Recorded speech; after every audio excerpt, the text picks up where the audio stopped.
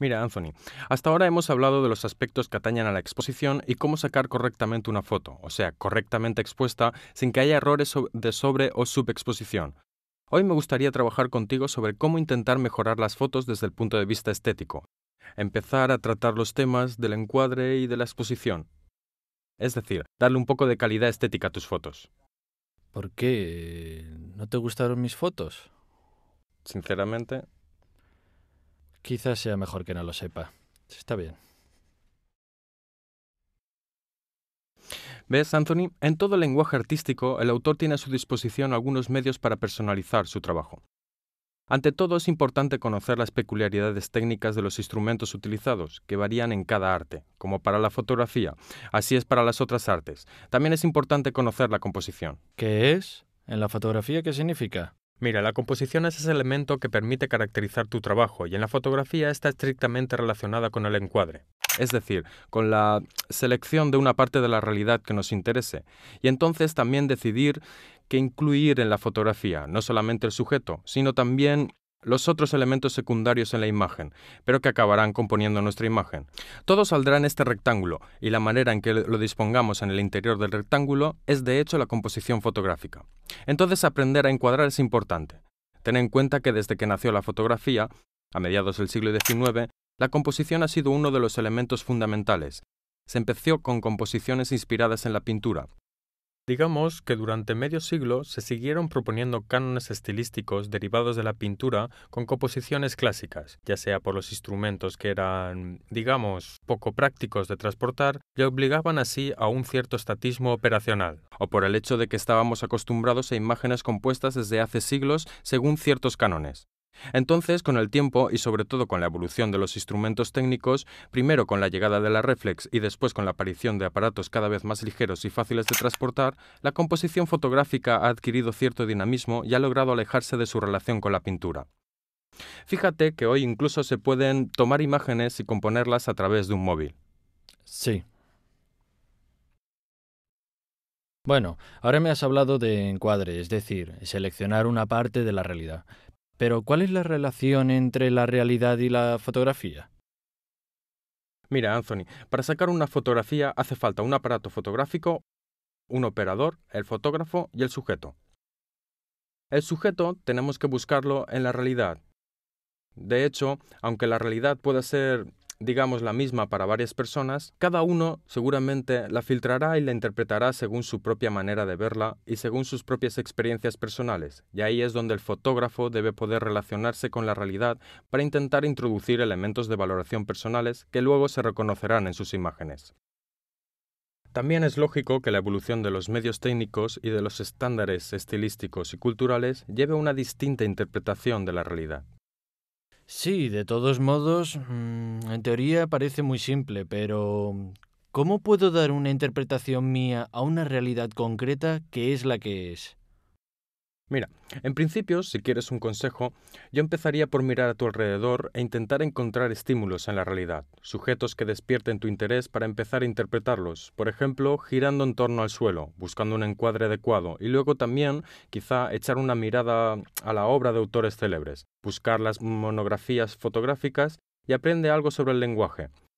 Intenta comprender cómo ellos interpretaron sus sujetos, sobre todo en términos compositivos.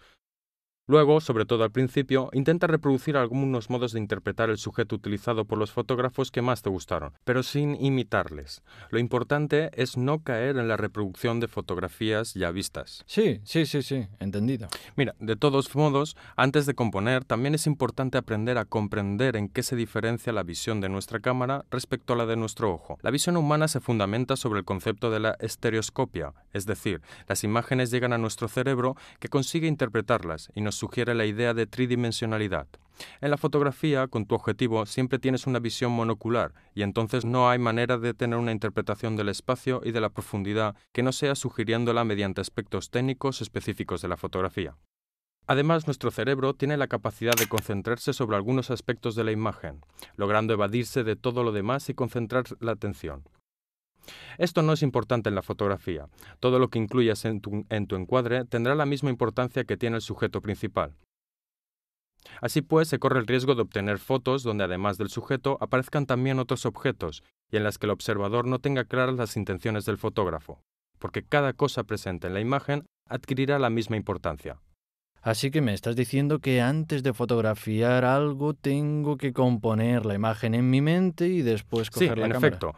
Se trata justamente de esto, lograr visualizar la imagen antes de sacarla, como si ya fuese traducida bidimensionalmente, y ver si funciona según tus intentos creativos. Bien, pero ¿cómo puedo darle, por ejemplo, tridimensionalidad a una foto que sabemos que solo tendrá 2 dimensiones?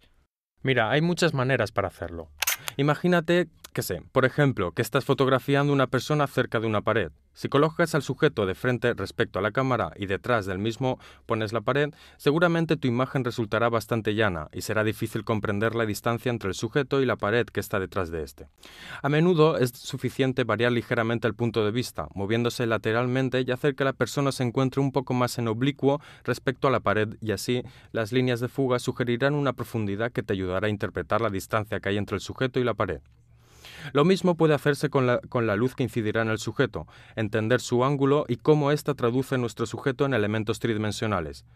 A menudo, la sombra del sujeto que va al suelo y luego recae sobre la pared sugiere la distancia. Total, que hay muchas maneras de fotografiar para sugerir este aspecto de tridimensionalidad, que en la realidad bidimensional de una foto impresa no podría existir. Así que es realmente tan simple. Sí, bueno, muy simple no es, pero al principio puedes acostumbrarte a cerrar un ojo, tal vez cuando estés valorando un encuadre, porque la perspectiva reproducida por la cámara fotográfica no es igual a la que produce tu visión binocular. Debes aprender a comprender qué es lo que ocurre si empiezas a mirar con tu cámara.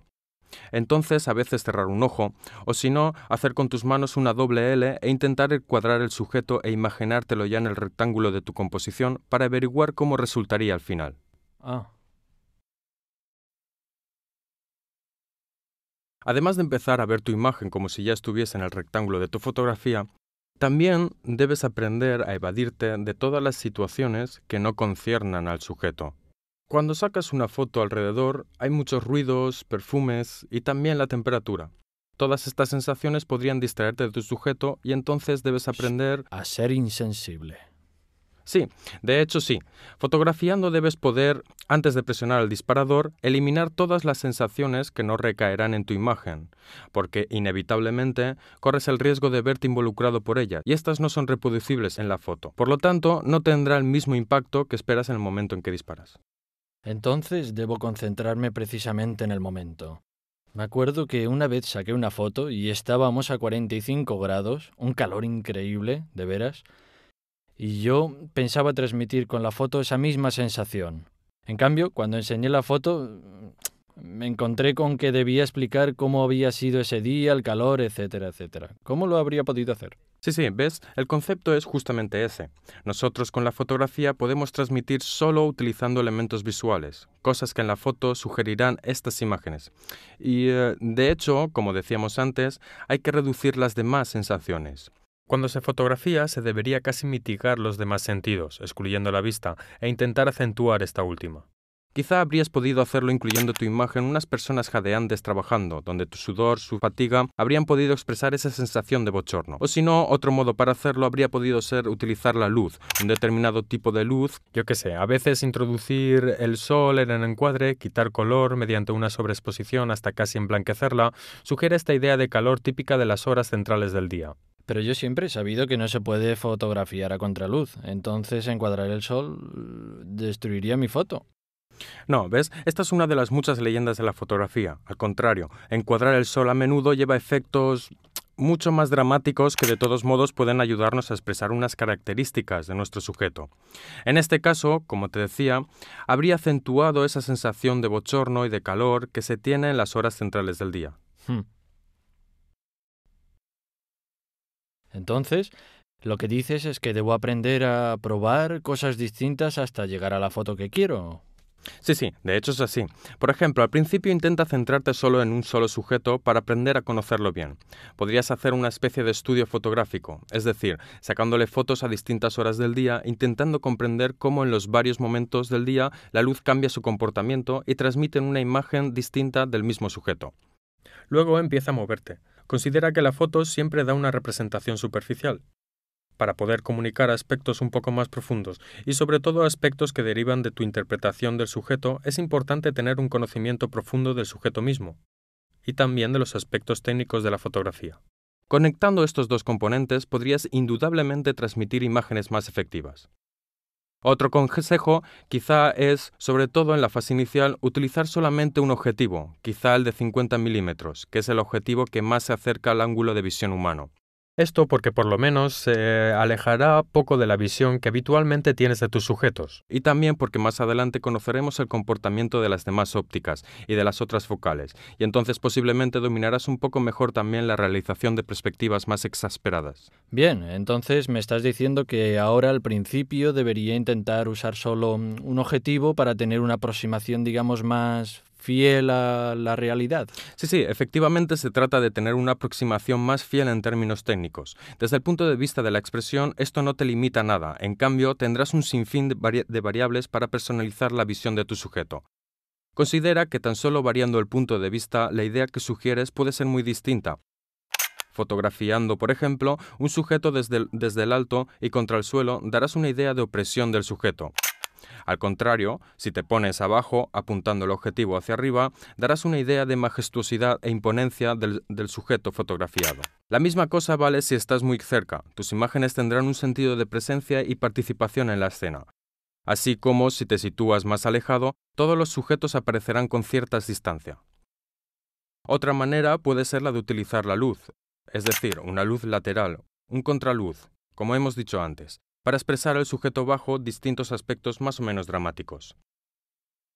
También el mismo desplazamiento del sujeto del centro del encuadre puede ser un elemento útil. Ah, sí, no porque yo tiendo siempre a poner mi sujeto en el centro.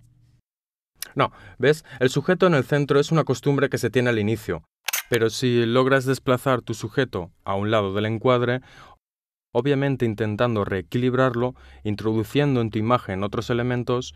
Por ejemplo, si pones un sujeto muy iluminado sobre el lado derecho de tu imagen y en la parte izquierda pones otro elemento que está en la sombra, crearás dos zonas en la imagen que se equilibrarán entre ellas y sugerirán igualmente una idea de dinamismo. Sí.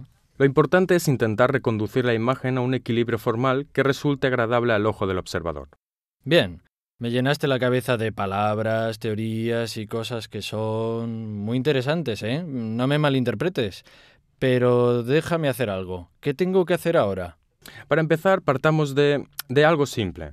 Coge un solo sujeto, por ejemplo, una cafetera, la pones encima de una mesa cerca de una ventana y luego en distintos momentos del día, con un objetivo único montado en tu cámara, intenta sacarle fotos para obtener aspectos perspectivos diferentes, cambiando tu punto de vista, intentando también aislarla del fondo o incluyéndola en el fondo, valorando cómo la luz cambia encima del sujeto en los varios momentos. Entonces, intenta averiguar todas las variaciones que pueden hacerse sobre un solo sujeto. Sí, esto puedo hacerlo. Sí.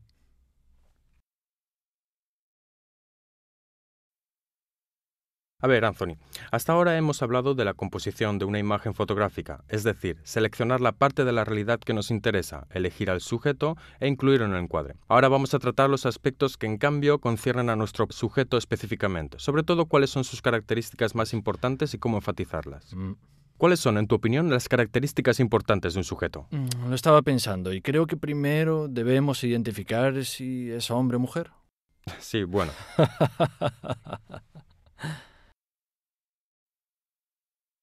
Dejémonos de bromas, Anthony.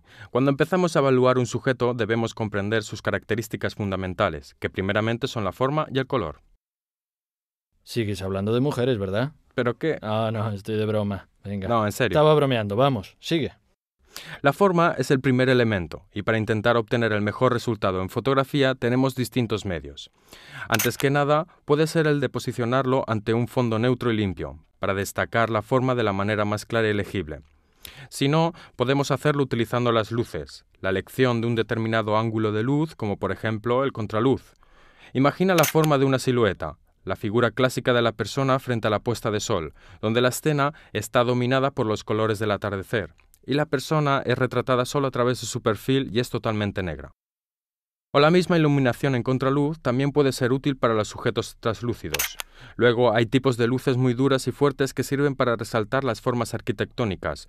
Para formas más sinuosas y suaves, como pueden ser las de una estatua, por ejemplo, es más indicada, en cambio, una luz suave que haga visibles todos los detalles sin cubrir, porque una luz muy fuerte a menudo puede llevar también sombras demasiado oscuras que distraigan la mirada del observador, y además pueden cubrir los detalles de nuestro sujeto. Considera que otro elemento utilizado para enfatizar las formas también puede ser la orientación de la cámara de fotos. Esto es algo que todavía no hemos hablado. Orientación. ¿Qué entiendes exactamente? O sea, cómo girar tu cámara. Para obtener un encuadre vertical o bien horizontal, un encuadre vertical seguramente acentuará todas las formas que tienden a extenderse en la altura, y entonces conllevará un mayor énfasis de este tipo de formas. Mientras que un encuadre horizontal sugerirá más estatismo, y seguramente destacarán todos los planos que se encuentren en tu imagen. ¿Y hay cosas que más deben fotografiarse verticalmente u horizontalmente? ¿O eso no quiere decir nada? Pues no es que sea tan categórico, no se puede distinguir un sujeto de un tipo o de otro. Normalmente para el retrato es más común utilizar un encuadre vertical que alarga las formas del sujeto y las suaviza más, y las hace más longitudinales, mientras para los paisajes, en cambio, para abarcar lo más posible, se intenta utilizar los encuadres horizontales, pero en todo caso no existen cánones fijos al respecto. Y ahora, ¿podemos pasar al color? Claro, el color es otro elemento importante. Cuando observamos a nuestro sujeto, su color es bastante evidente, pero existen situaciones en que nos gustaría destacarlo más y otras, en cambio, podría ser también un elemento de estorbo. Qué sé yo, si intentamos jugar con una imagen a través de su forma y los juegos de luz, seguramente el color deberá pasar a un segundo plano. De todos modos, podemos elegir una reproducción de colores saturados o más tenues. ¿Qué quiere decir saturados? Intenta enfatizar lo máximo posible el rendimiento cromático. Generalmente se puede jugar con el color creando imágenes con dos puntos de vista distintos.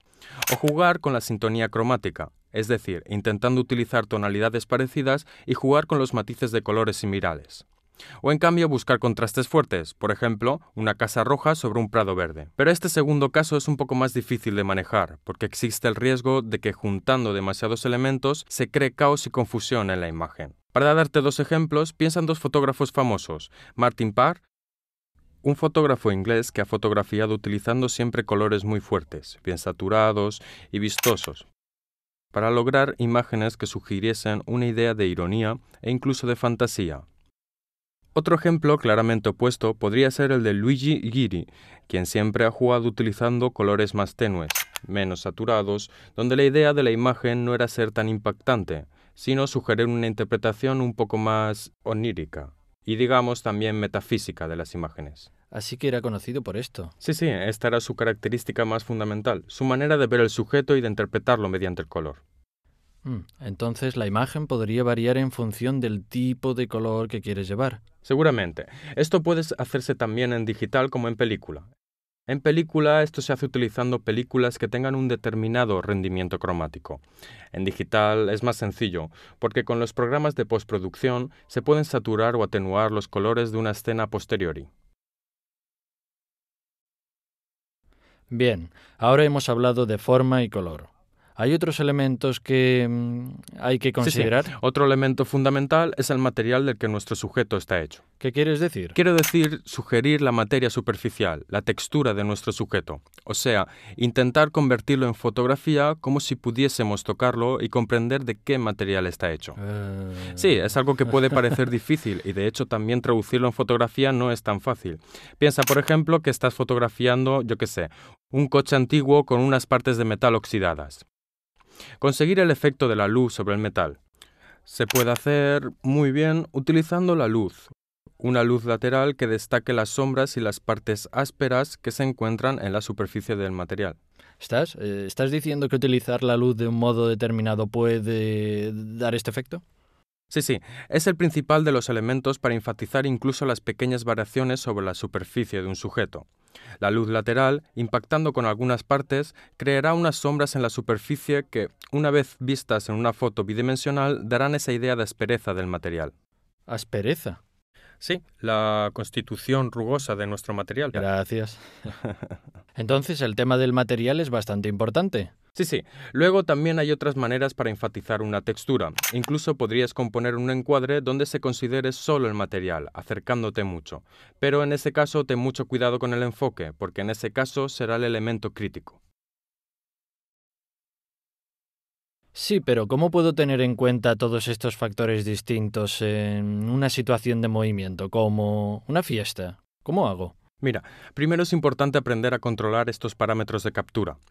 En situaciones de este tipo puedes intentar configurar antes tu cámara. Si te encuentras en un ambiente bastante amplio, por ejemplo, la luz presente será más o menos la misma, y entonces ya podrás ajustar antes el tiempo diafragma a utilizar. De esta manera estarás listo para disparar en el momento decisivo. Por ejemplo, cuando sea el momento de soplar las velas de tu cámara ya estará configurada y no deberás encargarte de otra cosa que de disparar la foto. No, este es un buen consejo, pero el que saca las fotos normalmente se pierde la fiesta, porque está allí sacando fotos y si soy yo, no me divierto. Bueno, tampoco es cierto. También hay maneras para no perderse la fiesta. Podrías llevarte el trípode, configuras todos los parámetros en tu cámara, la pones en el trípode y luego puedes disparar a distancia con un mando automático de manera que te incluyas tú también en los encuadres.